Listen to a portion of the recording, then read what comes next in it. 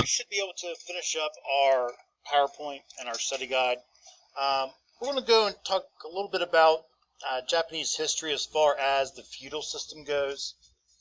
Now, this year we didn't have the opportunity to talk about the feudal system in Europe, but the feudal system in Europe was, if you've ever seen a movie where they have, knights and nobles and kings and castles and all that, that's part of the feudal system, where your king gave land to nobles, nobles gave land to knights, knights gave land or let peasants live on that land. Ancient Japan was set up in a very, very similar way. Really, the only differences were what people were called. So we're going to start with the samurai. The samurai were the equivalent of the European knights. They're more recognized for their suits of armor, the special types of swords they carried, and the tactics that they used. But samurai were considered to be their own special kind of social class, that had a certain code that they lived by, and were usually very well respected by the groups of people that they lived amongst.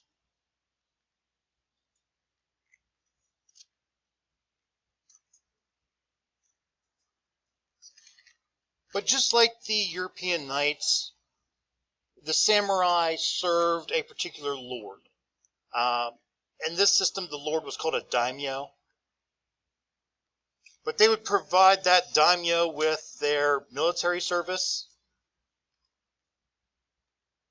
in exchange for the land that the Daimyo would give them. Now, it looked a little something like this. So let's say that this is the land that belonged to our emperor. And the emperor's land was controlled by a shogun. Okay, so land belongs to the emperor, the shogun is in charge of it. And what the shogun is going to do is he's going to divide that land up, and he's going to give some of it to the daimyo.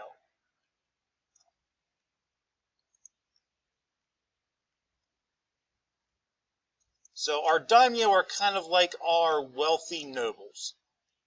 Okay, they have a lot of power, a lot of influence, a lot of wealth. So with the daimyo's land that the shogun divided up and gave to him, the daimyo is going to then take that land and divide it up again.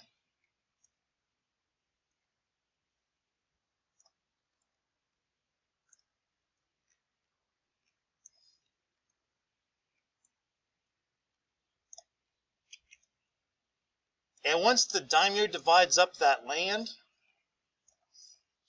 he's going to give parts of it to the samurai.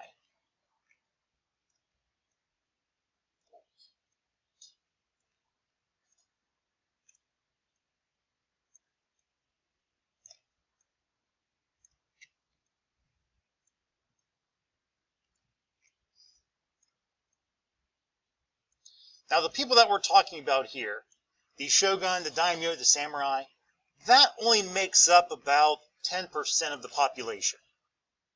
Okay, so this is not a very big group of people. The majority of people are peasants, and what the samurai will do is they're going to let the peasants live on their land. I won't take all the time to draw all the peasants on here. But the peasants get to live on this land in exchange for some other things. So the samurai that controls the land is going to promise to keep the peasants protected and give them a place to live. In exchange for that, the peasants are going to farm that land for the samurai and provide him with food and services. So the samurai will collect a certain amount of the food that the peasants grow, and any type of work that needs done on that land, the peasants are going to provide. Okay, so the whole system was pretty much based off of giving land in exchange for loyalty and service. So this is a better way to kind of illustrate it for you. So at the very top we have our emperor. Okay, he's going to give land and power to the shogun in exchange for his loyalty. The shogun is going to promise to serve the emperor. The shogun then gives land to the daimyo, who promises to provide their loyalty and warriors to the shogun, or the samurai. The daimyo then give land to the samurai, who also pledge their loyalty and protection to the daimyo. And then lastly, the samurai is going to offer that land and protection to the peasant in exchange for their food and services. So it's really just breaking up those chunks of land, giving it to other people in exchange for loyalty and service. Now with the samurai, they're more widely known or better known or characterized by the suits of armor that they wore. The armor that they wore was usually a combination of thick leather, iron, and bamboo. Usually had a silk underlay to it.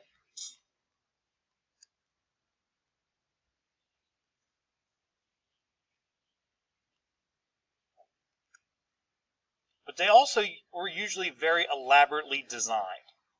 They usually had large helmets and very unique face masks. But the samurai suits were designed so that the samurai himself could be very easily identified on the battlefield.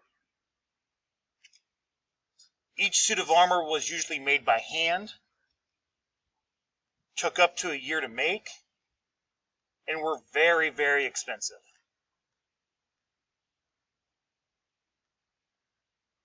But it was meant to be a symbol of their power.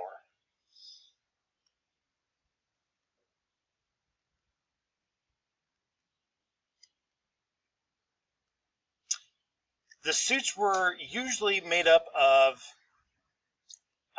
big chunks of leather or thick rawhides of leather that had been tied together with thin leather, I don't want to say rope, but like thin leather cord, usually made from the skin of a monkey.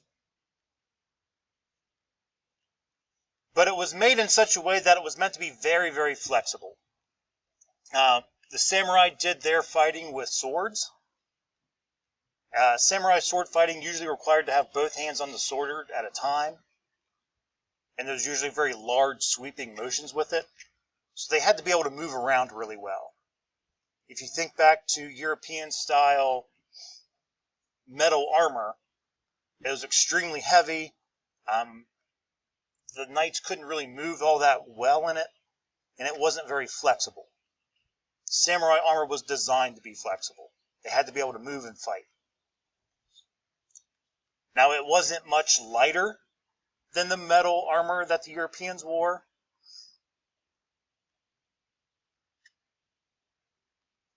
but it was obviously a lot easier to move around in.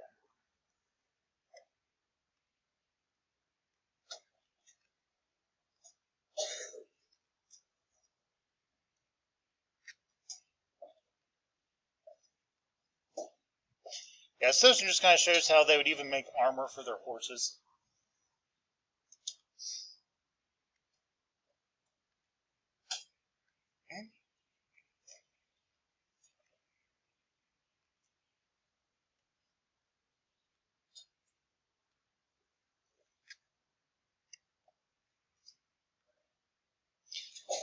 Now, it was also during this time that the first novel was written. It was called The Tale of Genji. But it tells the story of a woman who is in the court of one of the daimyo.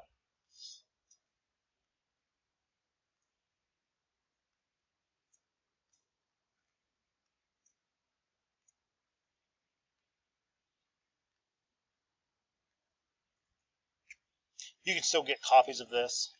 It has been translated. I have not read it, no.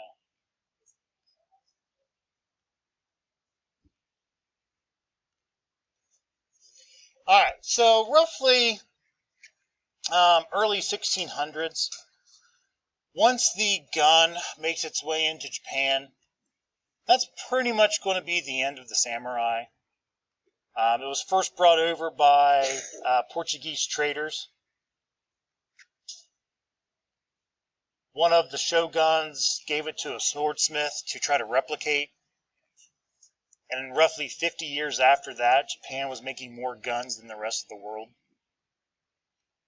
But if you think about it, the samurai armor wasn't designed or developed to, handle gunshots. Even though bullets back then were pretty much just round pellets, it still just wasn't an effective way to stop that. So the whole samurai class pretty much became, I don't want to say died out, but it just wasn't as prolific as it was before.